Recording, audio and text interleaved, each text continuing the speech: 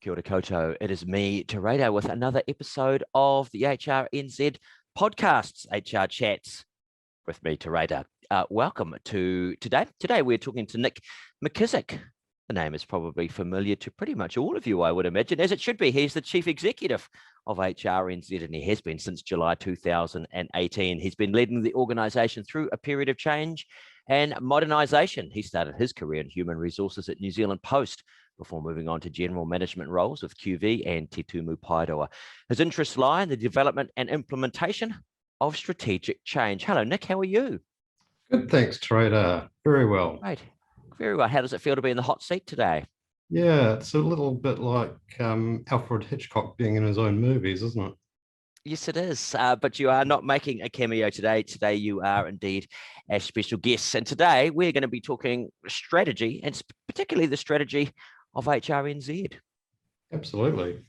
So I guess like any organisation, HRNZ has a long-term strategy. So it's sort of the 3 to 5 year sort of picture of what we're trying to achieve. And so we've got really 3 strategic pillars that we talk about.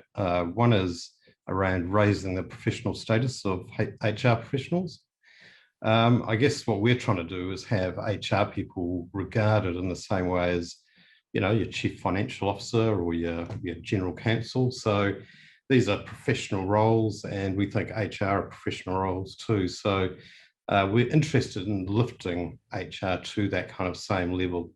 And so that when people are looking for a qualified HR person, they'll look for a chartered person, somebody that's proved that they have the capability to do the job.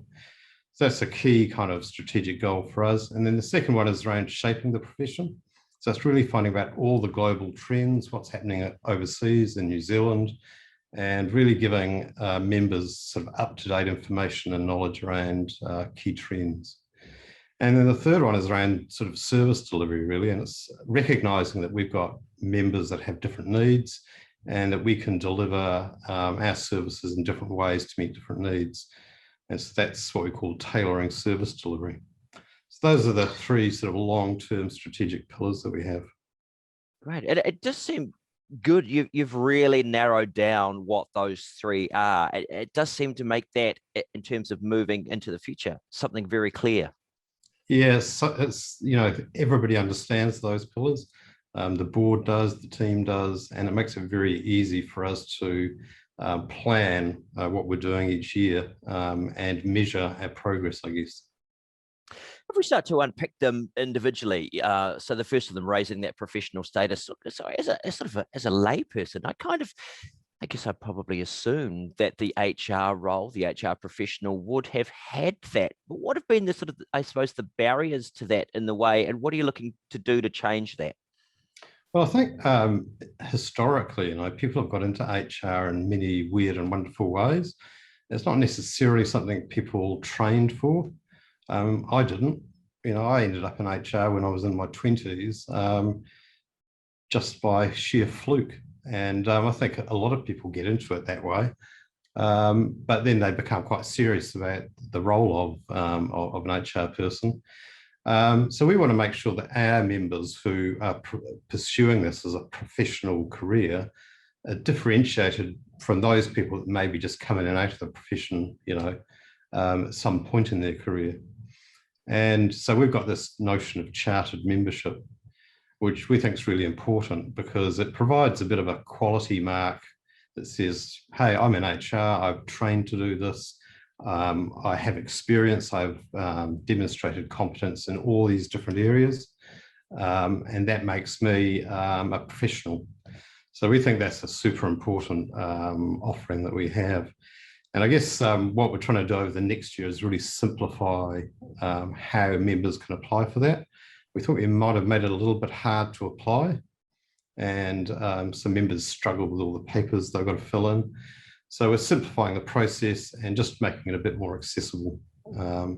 So that's really important. We're also extending our professional framework to include self-assessment tool, different levels of accreditation, more focus on continued professional development, and really reinforcing the need for our code of practice, which we think is a super important part of being a professional. So yeah, just really amping up that program and making it simpler for people to get involved with. Which is always good. And we have in previous podcasts actually had a discussion around the nature of that process. So if anyone wanted to have a look at that, and you're looking to simplify that, but just I guess important as well, that code of practice. Anything sort of in that might change, anything that people should be aware of? I think people should look at it. We've actually noticed recently that a lot of people are going on our website and looking at the code of practice. HR people get accused of various things, very unfairly generally, but they're always in a very difficult, they often get put in a difficult position between, who's my customer? Is it the manager? Is it the employee? What we think is the code of practice gives an overriding global set of standards that we can say we operate by, that give us a degree of integrity in terms of our decision making and making sure we're making good ethical choices. So it's a really important part, I think, of any profession, that you have this independent standard that you operate to. Because it just struck me that, of all of the various roles within an organization, possibly this one is the most legally fraught. We've had conversations at the summits and on podcasts around, particularly now, all of the various legal ramifications around, situations. So making sure that then, I guess, people have that tick of approval with the chartered membership, and that you have that strong code of conduct for them working within that is just going to be increasingly important in what is, I think, probably one of the most challenging HR times we've seen in quite a long time.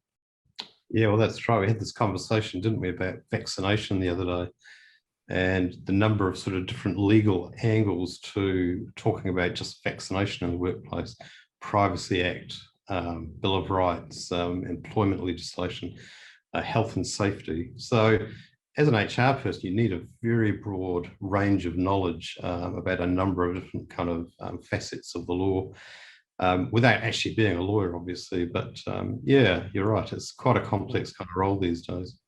Do you think you're going to get a lot of people with making it perhaps a little simpler to get that chartered membership, that you're going to see a surge in demand? I think so, and we're gearing up for that. What we're trying to do actually is we've got a lot of organisational members now, so companies that have bought whole packages of memberships. We'd like to help them get their whole teams through this process. And so we'll probably have to do a bit of prioritisation and really bump up our sort of ability to process these applications. Obviously, without giving away any standards, we have to keep the quality up there.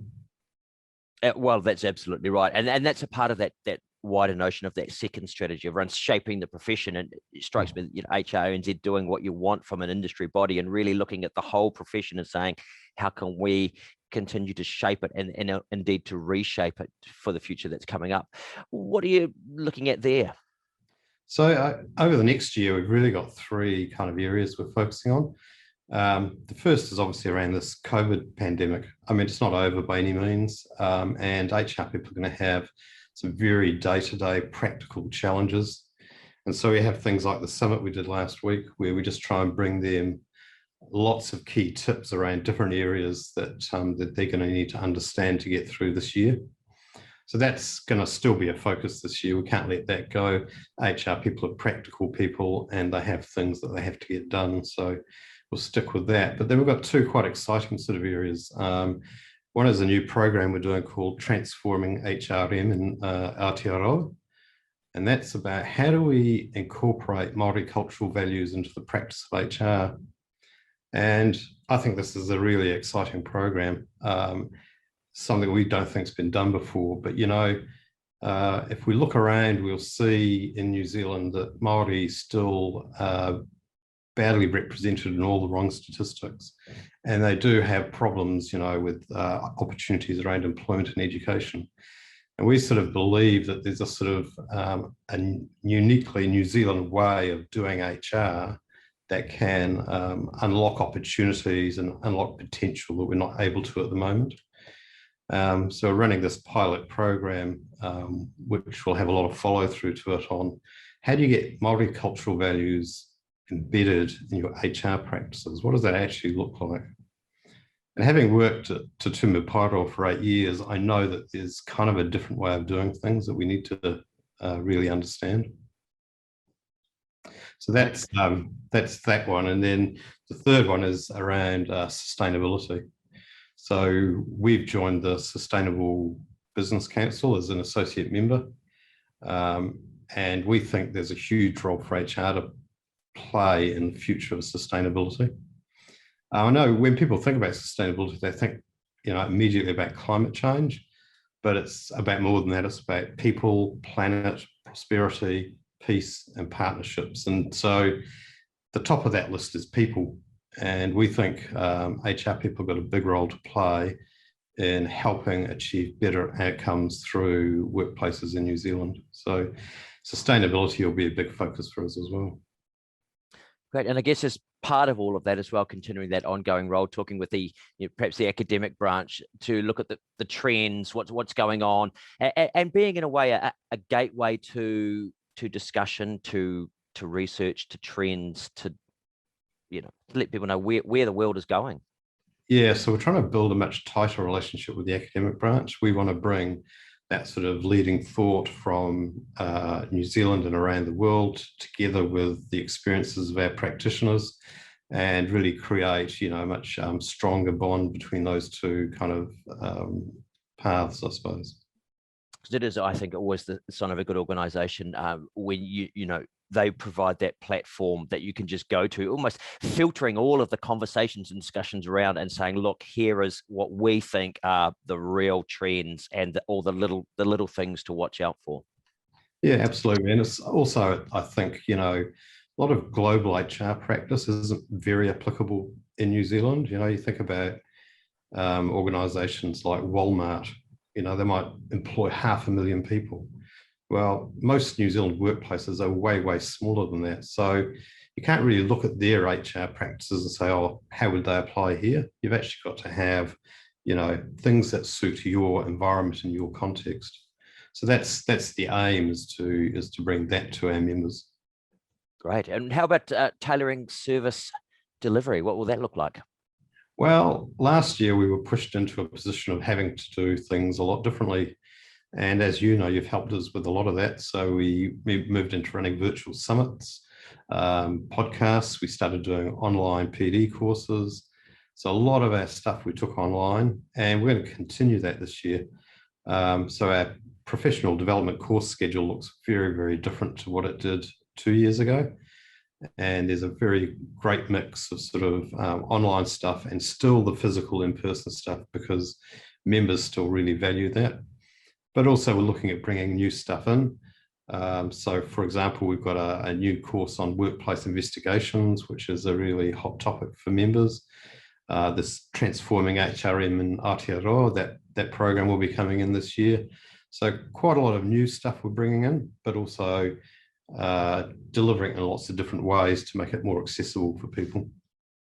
So they'll be able to, do it online and do it in their own time. Is it a little bit like that trend towards the micro courses and things like that? Yeah, that's right. And also last year we introduced an e-learning platform and assembled a whole lot of content from around the world onto that.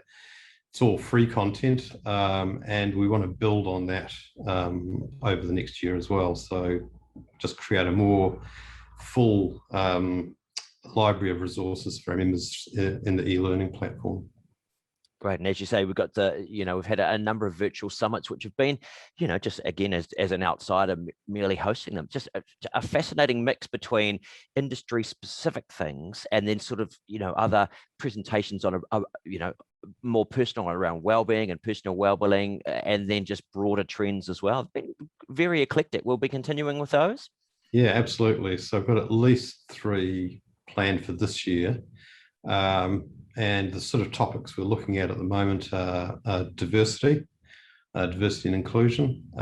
We think there's a lot more work to be done in New Zealand on that subject. And it really does play into the sustainability conversation as well. We also want to do a summit around wellness because the whole area of employee wellness is much broader these days. So we want to bring a whole lot of new kind of ideas and information to members on that. The other one we're looking at is the possibility of ethics in HR, because I think it's a super interesting topic that doesn't really get discussed very often. So that's sort of the third possible topic area we'll be looking at for the summits. Look, I tell you what, I think ethics is a great one. I've got a philosophy degree in ethics, but actually, and the ethic and the way they're changing and the way they change along with diversity and inclusion and wellness, you literally cannot separate any of the conversations in HR these days away from a conversation around what the ethics of them are. There's a lot to do with the three pillars. You're going to be making any changes, within the team to address sort of various areas?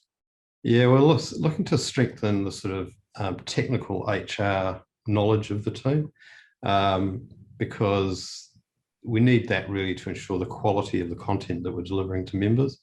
So we'll be looking to build that over the course of the year and just make sure that we are raising the standards of everything that we deliver to members by making sure that we've got the right sort of quality controls in place.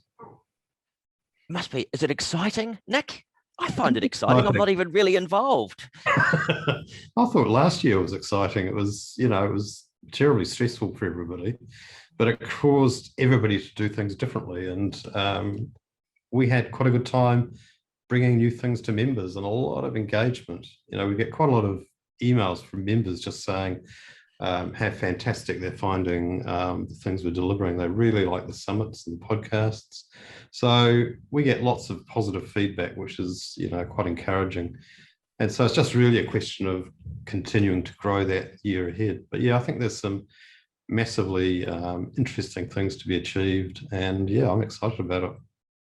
I'm excited too. And actually, I think, perhaps one of the best things is seeing some really, I'd have to say almost world leading examples of best practice in the HR field, many of which we've discussed in the summits or the podcasts, and they're happening in our HR departments right here in New Zealand. That's got to be satisfying.